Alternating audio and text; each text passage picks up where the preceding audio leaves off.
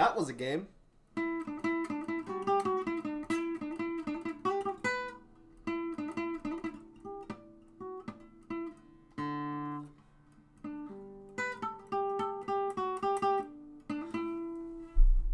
And that was good up until the end.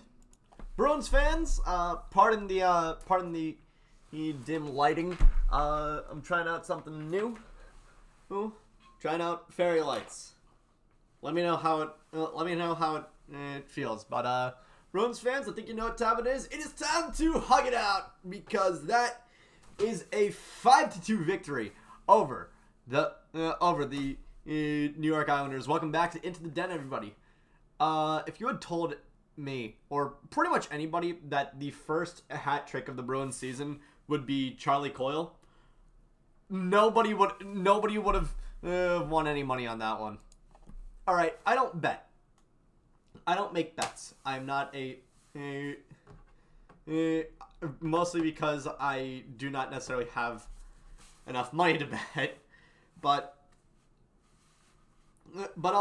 like, if you, I don't know what the odds were for Charlie Coyle, someone who, in almost 800 games coming into this season, if you had told anybody that he was gonna end up with a hat trick at any point this season, I don't think that people would have called you crazy, but it happened.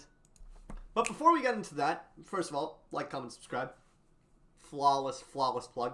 But second of all, I think we should also discuss the elephant in the room, and that, or rather, the elephant outside, or rather, the stallion outside of the room, because Charlie McAvoy decided to appeal his 4-game suspension, and it took until yesterday for the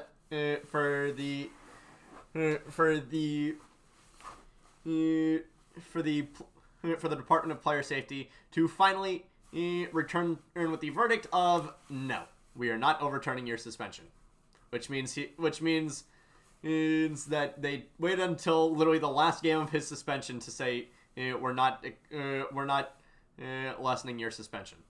And so, and honestly, again, I have mixed feelings on this one. Yes, it was a really cheap shot.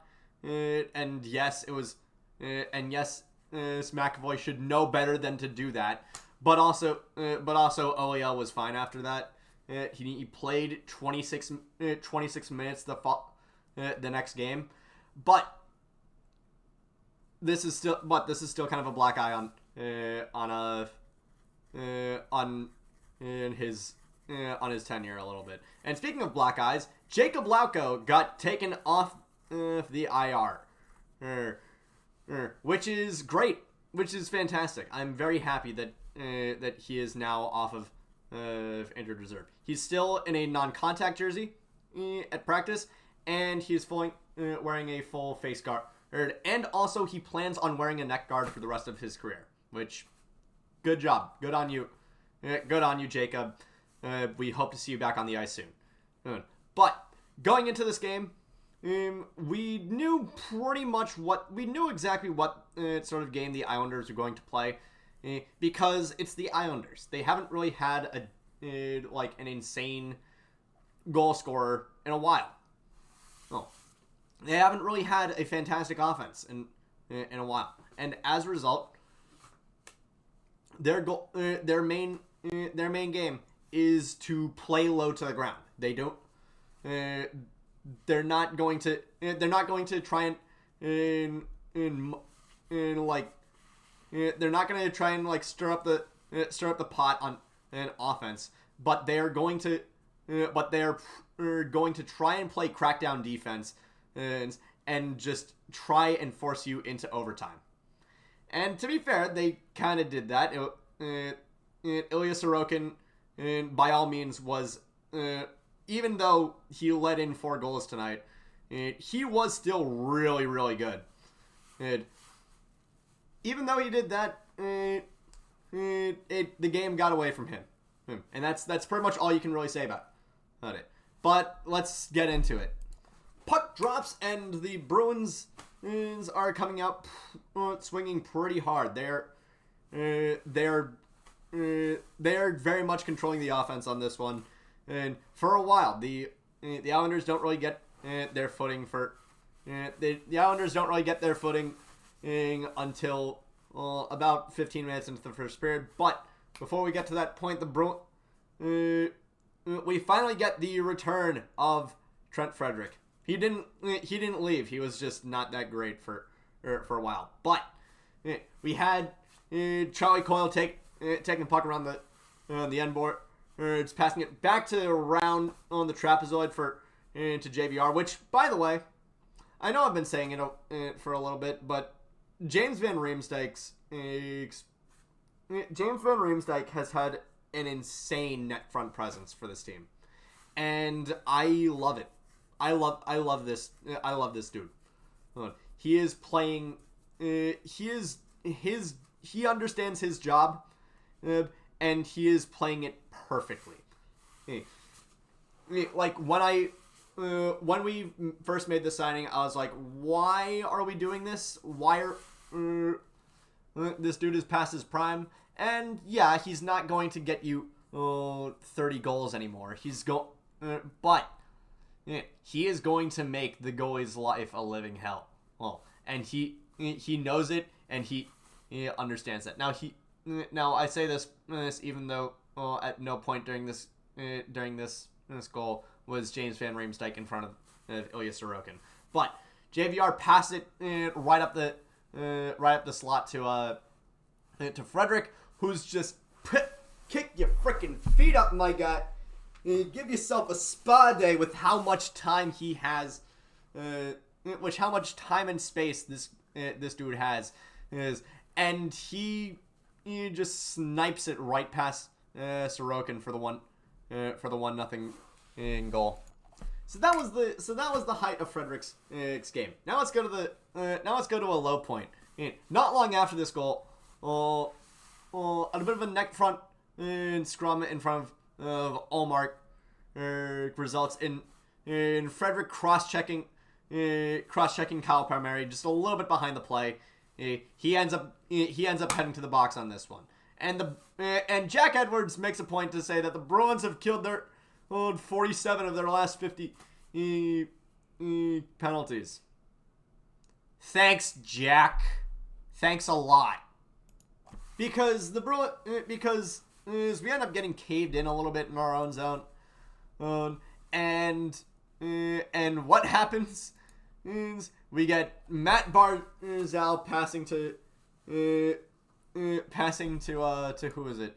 To Noah Dobson, in Dobson shooting it right on goal to Ullmark, and it pops up, and just as it passes the top crossbar, you get frickin' Brock Nelson tapping it in midair past him. And honestly, I can't really put that one on Ullmark. That's just a that's just a great play from the that's just a great play from the Islanders. And that's how we go into the first intermission. Now, for the entire game, the Islanders are going tit for tat on shots with the Bruins, which I did not expect.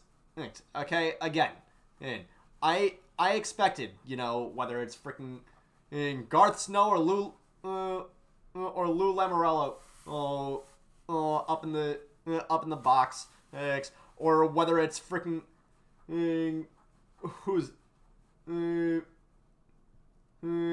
whether it's Barry Trotz or Lane Lambert behind the bench. I expect the Islanders to not really put up too many points and not put up too much offense. And they, to their credit, they kind of proved me wrong on that one. Although, to be fair, Ullmark did put in quite a bit of work tonight. But we end up into the second period, and we end up with Jean-Gabriel Pageau, Jiggy Pageau, going to the box for a little bit, and Coyle scoring the first of 3 on that one, and that is the entire scoring for the second period, and honestly that's sort of just the entire tone of the second period. There really isn't much going on in the second period, which you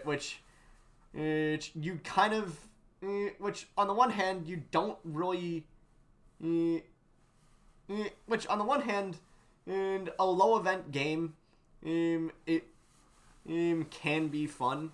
A low event, not fun. It can be good for the player, just to like have a little bit of breathing room, but at the same time, it also makes for a not the most interesting viewing experience. And it's even when we're going like 6-7 minutes without any sort of play stoppage, which happened like 3 times tonight. That was insane. If there's one thing I can compliment the Islanders on, and even though they ended up taking more penalties than we did, it's the fact that the Islanders they have a great penchant for playing a pretty clean game. And so we end up in the second intermission up 2-1. And now on to the third, where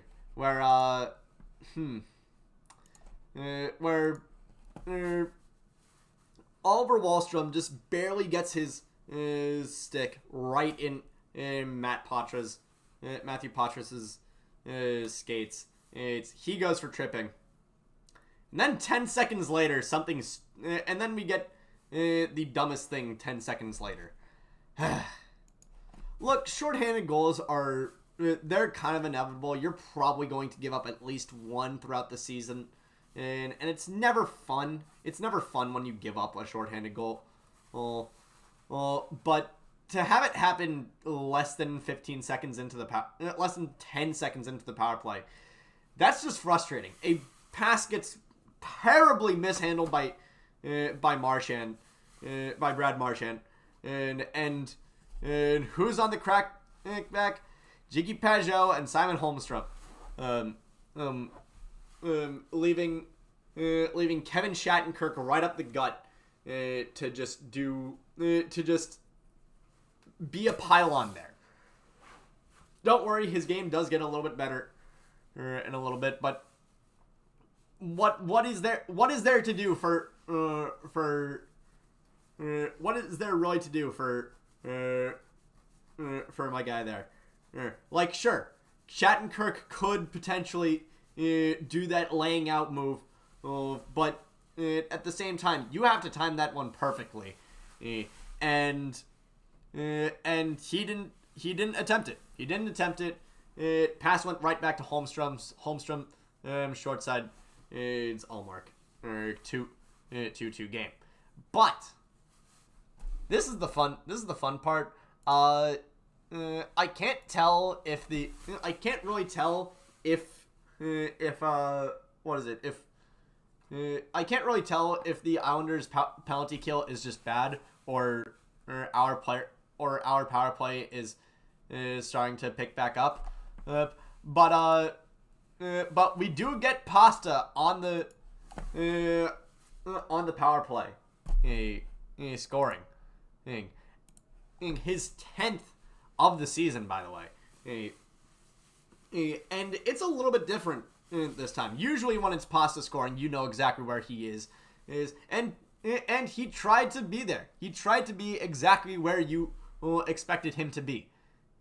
But he realized, oh shoot, the play is evolving in a way where I'm not going to be able to score from the faceoff dot. So he backs up a little bit, gets in position for Shattenkirk to pass it to him, and he fires it right on Sorokin, who gets most of it, but it just trickles through the 5-hole, and Sorokin can't get back to it until it's too late, and that is where, and that ends up being the game-winning goal. But we add on 2 more just for fun, and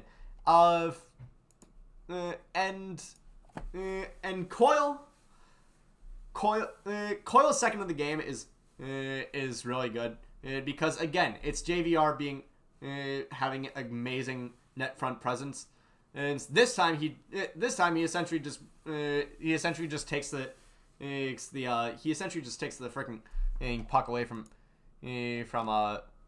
Sorokin, and he just nabs that one and passes it to Coyle, who's just flying by for his second of the game. And then the third one is just an empty netter, but it's so good. It's fun to see a hat trick, and it's fun to see someone's first career hat trick, and that's what we got tonight. Congratulations, Charlie Coyle, and welcome back to the team, Charlie McAvoy. Also, welcome back to the team, Derek Forbort. He was out for the past 3 games and for the lower body injury. This was his first game back. He was all right. I can't believe I'm saying this, but yeah, Forbort was not that bad tonight. He did what he needed to do, and and to his credit, he was better than Parker Witherspoon, which, I mean, it's not really too much of that's not really saying much, but still. Well, in any case, that's really it. Next game is on the 11th. I will be streaming for most of that day on my Twitch channel. You can find that in the description, twitch.tv/100_Bex, BECS. I will be playing in MBT's Yu-Gi-Oh! Master Duel Master Circuit Series tournament. I will probably be on Branded Despia, if anything. But that is going to be it for me tonight. Thank you all so much for watching, and I will see you guys on Saturday. Take care.